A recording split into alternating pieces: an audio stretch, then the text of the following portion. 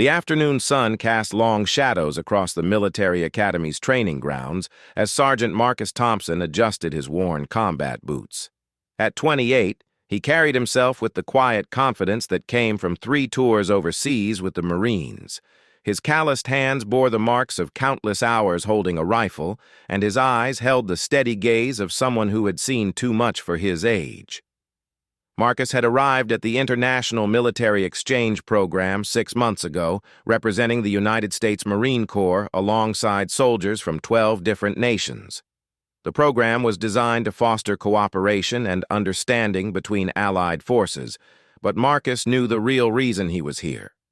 After losing his best friend in an IED explosion in Afghanistan, he needed time away from active duty to process the grief that threatened to consume him. The academy grounds buzzed with activity as soldiers from various countries went through their daily routines. Marcus had grown accustomed to the sight of different uniforms, the sound of multiple languages mixing together, and the unique training methods each nation brought to the table. But there was one soldier who had caught his attention from the very first day. Lieutenant James Wellington stood 6 feet tall with perfectly pressed red uniform and gleaming black boots that reflected the sunlight like mirrors. As a member of the British Royal Guard, James carried himself with an almost ceremonial precision that seemed to come naturally to him. Every movement was measured, every gesture deliberate. His blonde hair was cut with military precision, and his blue eyes held an intensity that spoke of unwavering discipline. James had served for 5 years protecting Buckingham Palace and other royal residences. He was known among his peers for his exceptional marksmanship, his ability to remain motionless for hours during ceremonial duties, and his deep respect for tradition and protocol. Unlike Marcus, who had seen the chaos of modern warfare, James's military experience centered on precision, ceremony, and the weight of historical responsibility. The 2 men had barely spoken during their time at the academy, but Marcus had noticed James during training sessions. There was something about the way the British soldier carried himself that both impressed and irritated Marcus. The perfect posture, the unwavering attention to detail, the almost robotic precision in every movement. It reminded Marcus of everything he had once believed about military service before the harsh realities of combat had worn away his idealism. During weapons training, Marcus watched as James methodically cleaned his rifle with the same care one might use to polish a family heirloom.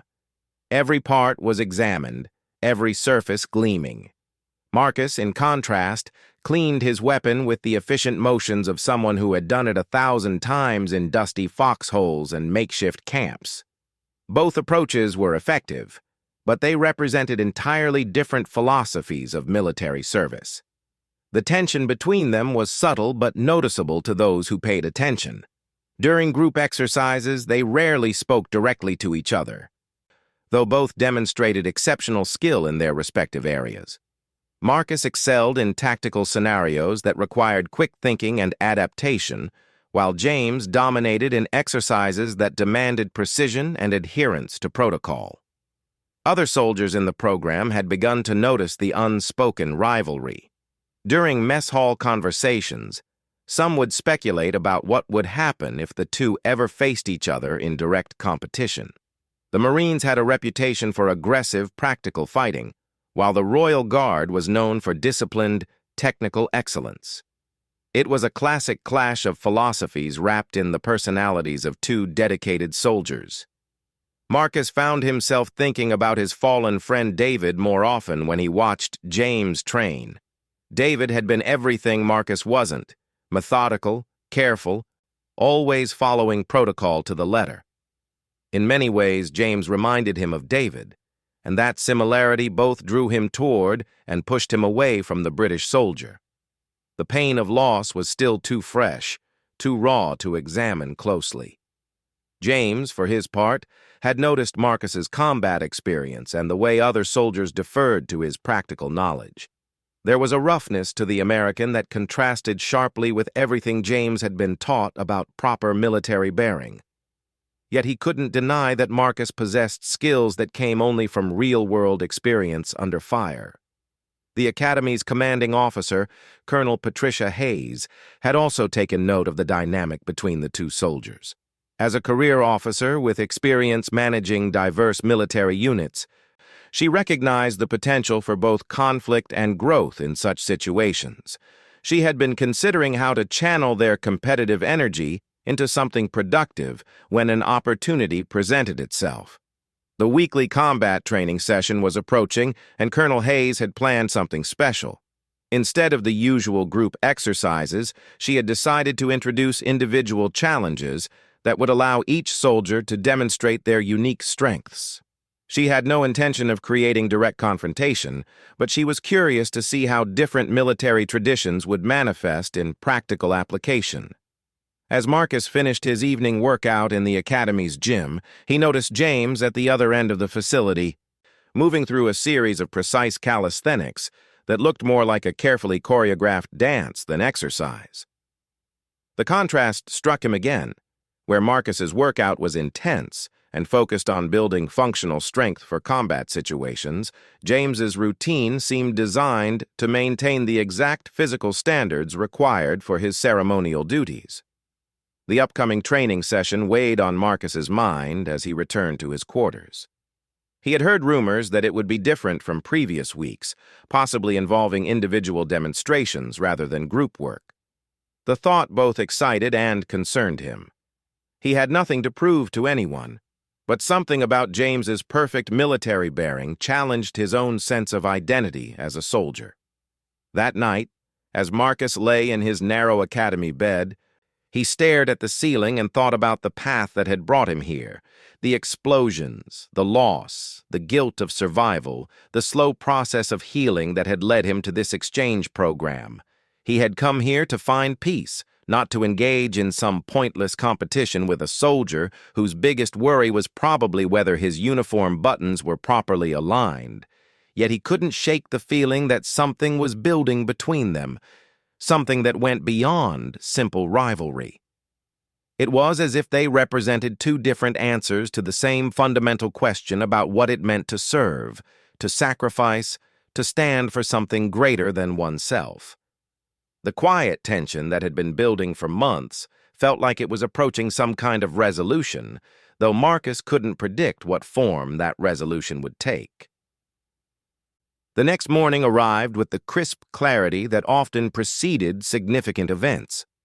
Marcus woke before his alarm, as he had every day since arriving at the academy.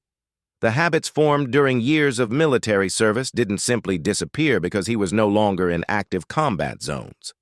He dressed methodically, laced his boots with the same careful attention he had given to preparing for patrol, and made his way to the mess hall. James was already there, sitting alone at a table near the window, eating his breakfast with the same measured precision he applied to everything else. His uniform was, as always, immaculate. Not a thread out of place, not a single wrinkle or spot. Marcus grabbed his tray and, on impulse, walked over to James's table. "Mind if I sit?" Marcus asked, his voice carrying the slight rasp that came from years of shouting orders over gunfire and engine noise. James looked up, surprised but maintaining his composure. "Of course, Sergeant Thompson." They ate in relative silence for several minutes, the weight of unspoken thoughts filling the space between them. Finally, Marcus set down his fork and looked directly at James. "I've been watching you train," Marcus said. "You're incredibly disciplined." "Thank you," James replied, his British accent crisp and formal. "I've observed your tactical work as well. Your experience shows." It was the most they had ever said to each other directly, yet both men sensed there was more beneath the surface. Marcus found himself studying James's face, looking for some crack in the perfect military facade. Some sign of the human being underneath all that protocol and precision. "Can I ask you something?" Marcus said. "Have you ever been in actual combat? I mean, beyond ceremonial duties?" James stiffened slightly, and Marcus immediately regretted the question. It came out wrong. sounding more like a challenge than genuine curiosity. "My service has been primarily ceremonial and protective," James answered carefully. "But I trained for combat scenarios extensively. Every royal guard must be prepared for real threats." "That's not what I meant," Marcus said quickly. "I didn't mean to imply your service wasn't valuable. I just wondered if you'd ever been in a situation where everything you trained for goes out the window because someone's shooting at you." James studied Marcus's face, noting the slight tremor in his hands that only appeared when he talked about combat, the way his eyes seemed to focus on something beyond the present moment. "No," James admitted. "I haven't experienced that. But I've spent countless hours preparing for the possibility that someone might attempt to harm those under my protection. The weight of that responsibility is something I carry every day." Marcus nodded slowly. He was beginning to understand that James's service carried its own form of pressure, its own type of courage. Standing guard for hours in perfect stillness, knowing that any moment could bring life or death decisions, required a different kind of mental toughness than he had previously considered. "I lost my best friend in Afghanistan," Marcus said suddenly, surprising himself with the admission. "David Martinez. He was a lot like you, actually. Always did everything by the book, never cut corners, believed in the mission completely." James set down his utensils and gave Marcus his full attention. This was clearly painful territory for the American soldier. "He died because he followed protocol," Marcus continued. "We were supposed to wait for backup before entering a building we suspected of housing insurgents. But there were civilians inside, and David couldn't wait. He went in by the book, slow and careful, checking every corner. The bomb went off while he was being methodical about it. If he had just rushed in like I wanted to, maybe he would have gotten out in time."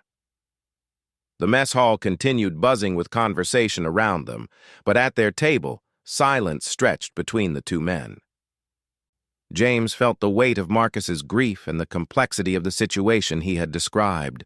There was no easy answer, no protocol that could have guaranteed a different outcome. "I'm sorry for your loss," James said, and Marcus could hear genuine sympathy in his voice. "But you can't know what would have happened if he had acted differently. Perhaps his careful approach saved those civilians, even if it cost him his life." Marcus looked up sharply, ready to argue, but something in James's expression stopped him. There was no judgment there, no superiority, just a recognition of the impossible choices that soldiers sometimes faced. "Maybe," Marcus said finally, "but it doesn't make it easier to live with." "No," James agreed. "I imagine it doesn't." They finished their breakfast in contemplative silence.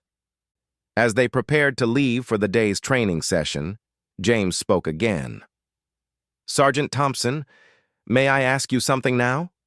Marcus nodded. "Why did you tell me about your friend?" Marcus paused at the question, considering his answer carefully. "I guess because I've been watching you for months, and I realized I was judging your whole approach to military service based on my own experiences. That's not fair to you or to David's memory. He believed in doing things the right way, just like you do." "And now?" James asked. "Now I'm curious to see what the right way looks like when it's done by someone who's really good at it." As they walked toward the training facility, both men felt something shift in the dynamic between them. The rivalry was still there, but it had transformed from antagonistic competition to something more like mutual respect and professional curiosity. Colonel Hayes was waiting for them in the main training room, along with the other soldiers in the exchange program. The atmosphere felt different today, more charged somehow. The colonel's expression suggested that whatever she had planned would be more challenging than their usual exercises. "Today we're going to do something different," Colonel Hayes announced to the assembled group. "Instead of group exercises, each of you will participate in individual challenges designed to showcase the unique strengths of your respective military traditions." Marcus and James exchanged a brief glance. After their conversation at breakfast, both men felt more pressure to represent their services well. but also a strange sense of camaraderie. The challenges will test different aspects of military skill, the colonel continued. Marksmanship, tactical decision-making, physical endurance, and mental discipline. Each soldier will rotate through the stations, and we'll see how different training methods and military cultures approach the same fundamental challenges. As the colonel explained the details of each station, Marcus found his competitive instincts awakening. This was exactly the kind of challenge he thrived on. But now, instead of wanting to prove James wrong about something, he found himself genuinely curious about how the Royal Guard's training would translate to these practical tests. James, meanwhile, felt the familiar calm that came over him before important duties. This was his chance to demonstrate that ceremonial soldiers could perform under pressure just as well as combat veterans. But more than that, it was an opportunity to honor the trust Marcus had shown him by sharing his painful memories. The first station was marksmanship, and as fate would have it, Marcus and James were assigned to adjacent shooting positions. As they prepared their weapons, the respectful silence between them was broken by the sounds of other soldiers discussing strategy and technique. "Good luck," Marcus said to James as they took their positions. "And to you," James replied. Neither man realized that their quiet breakfast conversation and this moment of mutual respect had been observed by several of their fellow soldiers. Word was already spreading through the group that something significant was about to happen between the American Marine and the British Royal Guard. The shooting range fell silent as the first group of soldiers took their positions. Marcus felt the familiar weight of the rifle in his hands, muscle memory guiding his movements as he adjusted his stance. Beside him, James moved with ceremonial precision, each motion deliberate and controlled. The contrast in their styles was immediately apparent to everyone watching. Marcus's approach was fluid and practical. His stance was slightly crouched, weight distributed for quick movement if necessary. His breathing was controlled but natural, the rhythm of someone who had learned to shoot accurately while under stress. When he raised the rifle, it seemed to become an extension of his body, moving smoothly into position without conscious thought. James stood perfectly upright, his posture textbook perfect, every angle of his body aligned according to the precise standards he had drilled thousands of times. His breathing followed an exact pattern, measured and methodical. When he raised his weapon, it was like watching a machine designed for this exact purpose. The targets were positioned at varying distances, simulating real-world scenarios where soldiers might need to engage threats at different ranges. As the command to begin was given, both men settled into their shooting rhythm. Marcus fired with steady, confident shots. His training had taught him to be accurate under pressure, to make every shot count when ammunition might be limited and lives depended on his precision. Each shot hit center mass, grouping tightly around the target's vital zones. His technique was efficient, deadly, and proven in combat. James fired with metronomic precision. Each shot was placed with mathematical accuracy, his groupings impossibly tight and perfectly centered. His rate of fire was slower than Marcus's, but every bullet found its mark with surgical precision. Watching him shoot was like watching an artist create a masterpiece, each shot placed with careful consideration and flawless execution. As they progressed through the targets, other soldiers stopped their own exercises to watch.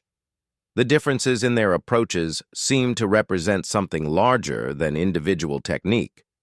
Marcus embodied the practical, adaptive nature of modern warfare, while James represented the pinnacle of traditional military precision and discipline. When the shooting portion ended, both men had achieved exceptional scores. Marcus had completed the course faster with excellent accuracy, while James had achieved perfect scores with methodical precision. Neither approach was superior. They were simply different answers to the same challenge. The next station tested tactical decision-making through a series of simulated scenarios. Soldiers were presented with complex situations requiring quick analysis and decisive action. Marcus approached these challenges with the instinctive responses developed through real combat experience. He could read a tactical situation quickly, identify threats and opportunities, and make decisions based on practical knowledge of what worked under fire. James tackled the same scenarios with careful analysis and adherence to established tactical principles. His responses were thoughtful, considering multiple variables before committing to a course of action. Where Marcus relied on intuition honed by experience, James applied systematic thinking and comprehensive training. During one particularly complex scenario involving hostage rescue, their different approaches created an interesting dynamic. Marcus immediately identified the most direct route to neutralize threats and secure civilians, focusing on speed and aggression to minimize exposure time. James analyzed the scenario more comprehensively, considering multiple approach routes, backup plans, and potential complications. When asked to explain their reasoning, Marcus spoke about the importance of decisive action and the psychological advantage of rapid, overwhelming force. James discussed risk mitigation, coordination with support elements, and the value of methodical execution to prevent costly mistakes. Colonel Hayes observed both presentations with interest. As an experienced officer, she recognized the value in both approaches. Modern military operations often required the flexibility to employ different tactics depending on the specific situation and available resources. The physical endurance station proved to be another revealing test of their different training philosophies. The course was designed to simulate the physical demands of extended military operations, including obstacle navigation, equipment carries, and sustained physical exertion. Marcus attacked the course with the aggressive energy of someone accustomed to pushing through physical barriers when survival depended on it. His movements were efficient but forceful, powered by the kind of determined endurance that came from knowing that failure meant people died. He had learned to push his body beyond its limits because the alternative was unacceptable. James approached the course with controlled, sustainable effort. His pace was measured, his energy expenditure calculated to maintain consistent performance throughout the entire challenge. Every movement was optimized for efficiency, every step planned to conserve energy while maintaining steady progress. His endurance was the product of disciplined training designed to maintain peak performance over extended periods. As they progressed through the obstacles, their different strategies became apparent. Marcus surged ahead during the more physically demanding sections, using explosive bursts of energy to overcome challenges quickly. James maintained a steady pace that seemed less impressive initially, but proved remarkably sustainable over the entire course. By the halfway point, Marcus had built a significant lead, but the sustained nature of the course began to favor James's methodical approach. The British soldiers' consistent pace and energy management allowed him to close the gap steadily, while Marcus's early aggression began to exact a toll on his endurance. The final section of the course required participants to carry heavy equipment while navigating complex obstacles, simulating the need to transport essential gear under difficult conditions. Marcus's combat experience served him well here, as he had carried wounded comrades and critical supplies under similar physical stress. But James's ceremonial training, which required maintaining perfect composure and bearing for hours while wearing heavy formal gear, had prepared him for exactly this type of sustained physical challenge. They finished the course within seconds of each other, both having pushed themselves to their limits. As they caught their breath at the finish line, there was a moment of mutual recognition. Each had witnessed the other's dedication, skill, and physical courage under demanding conditions. "Well done," James said between breaths, extending his hand to Marcus. "You too," Marcus replied, accepting the handshake with genuine respect. The final station was designed to test mental discipline and emotional control under stress. Soldiers were subjected to various psychological pressures while attempting to complete complex tasks requiring focus and precision. This was perhaps the most revealing test of their different military cultures and personal characters. The exercise involved maintaining concentration on detailed tasks while being subjected to distractions, time pressure, and simulated stress conditions. Loud noises, flashing lights, and verbal pressure from instructors were designed to simulate the sensory overload and psychological pressure of combat situations. Marcus drew on his experience dealing with the chaos and unpredictability of real combat. He had learned to focus on essential tasks while filtering out irrelevant distractions to maintain tactical awareness while under extreme stress.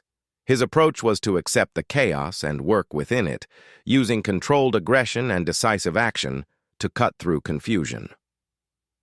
James relied on his training in maintaining ceremonial composure under public scrutiny and potential threat.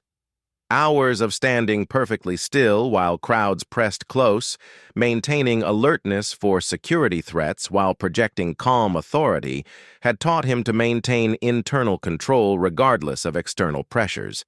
His approach was to create a zone of calm precision within himself, executing tasks with methodical perfection despite surrounding chaos.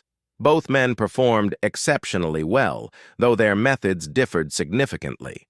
Marcus completed tasks quickly and efficiently, adapting his approach as conditions changed. James maintained consistent performance throughout, his execution remaining precise and controlled regardless of the increasing pressure. As the final exercise concluded, all the soldiers gathered to discuss their experiences and observations. The atmosphere was thoughtful rather than competitive. Everyone had witnessed demonstrations of different military excellence, each valuable in its own way. Colonel Hayes addressed the group with evident satisfaction. The day had accomplished exactly what she had hoped, showcasing the diverse strengths that different military traditions brought to the modern alliance while building mutual respect among the participants. The evening that followed the training exercises was different from any other at the academy. Word of the day's events had spread throughout the facility, but not in the way anyone might have expected. There was no talk of winners and losers, no boasting about superior performance or training methods. Instead, a profound sense of respect and understanding seemed to permeate the conversations among all the international soldiers. Marcus found himself walking the academy grounds alone as the sun set, processing the day's events. The competitive fire that had driven him for months had been replaced by something more complex and meaningful.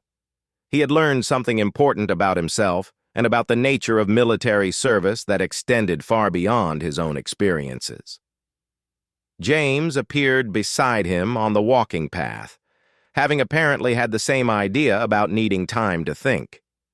They walked in comfortable silence for several minutes, both men lost in their own reflections about what had transpired. "I owe you an apology," Marcus said finally, breaking the silence. "For what?" James asked, genuinely surprised. "For judging your approach to military service based on my own limited perspective. I spent months thinking that ceremonial duty somehow made you less of a soldier than someone who'd seen combat. Today showed me how wrong I was." James considered this for a moment before responding. "I think I owe you an apology as well. I looked at your combat experience and assumed it was just controlled aggression without the discipline and precision that I valued. But watching you today, I realized that your approach requires its own form of discipline, one that I'm not sure I could master." They paused at a bench overlooking the academy's main courtyard, where soldiers from various nations were engaged in informal conversations and activities. The scene represented exactly what the exchange program was designed to achieve: different military cultures learning from each other and building mutual understanding. "You know what struck me most about today?" Marcus continued. "It wasn't the competition between us. It was watching you maintain that incredible precision under pressure and realizing that it takes just as much courage to commit to perfect execution as it does to charge into an unknown situation. And I was impressed by your ability to adapt and make decisions under chaos," James replied. The kind of quick thinking and situational awareness you displayed can't be taught in a classroom. It comes from facing real uncertainty and learning to trust your judgment when lives depend on it. Marcus laughed softly, though there was no humor in it. The irony is that David, my friend who died, would have loved to meet you. He always believed that the right way to do something was worth the extra effort, even when shortcuts were available. You would have understood each other perfectly. Tell me more about him, James said. Marcus spent the next hour sharing stories about David Martinez, painting a picture of a soldier who embodied the best qualities of both military traditions. David had possessed Marcus's courage and adaptability while maintaining James's commitment to excellence and protocol. As Marcus spoke, James began to understand the deep pain that had driven the American soldier to this exchange program. He sounds like he was an exceptional soldier and friend, James said when Marcus finished. His loss must have shaken your faith in everything you believed about military service. It did, Marcus admitted. I couldn't understand how doing everything right could still lead to such a wrong outcome. But watching you today, seeing how your precision and discipline serve a larger purpose, I'm starting to understand that David's approach wasn't wrong. It was just different from mine. James nodded thoughtfully. Perhaps the real lesson is that effective military service requires different approaches for different situations. Your friend's methodical approach might have saved those civilians, even as it cost him his life. Your adaptive approach has likely saved countless lives in situations where quick action was essential. And your approach, Marcus added, maintains the standards and traditions that give meaning to our service in the first place. As the night grew darker, other soldiers began to approach their bench. First came Sergeant Chen Wei from the Chinese People's Liberation Army, who had observed the day's events with professional interest. Then Lieutenant Sarah Okafor from the Nigerian Army, who had been particularly impressed by the mutual respect displayed during the exercises. Soon, a small group had gathered, representing 7 different nations and military traditions. The conversation naturally turned to the day's events and what they had learned from watching Marcus and James demonstrate their respective approaches to military excellence. You two did something important today, Sergeant Chen observed. You showed us that competition between allies should be about learning from each other, not proving superiority. I've been in 3 different international exchanges, Lieutenant Okafor added, and I've never seen anything quite like what happened today. Usually, these things turn into arguments about whose military is better.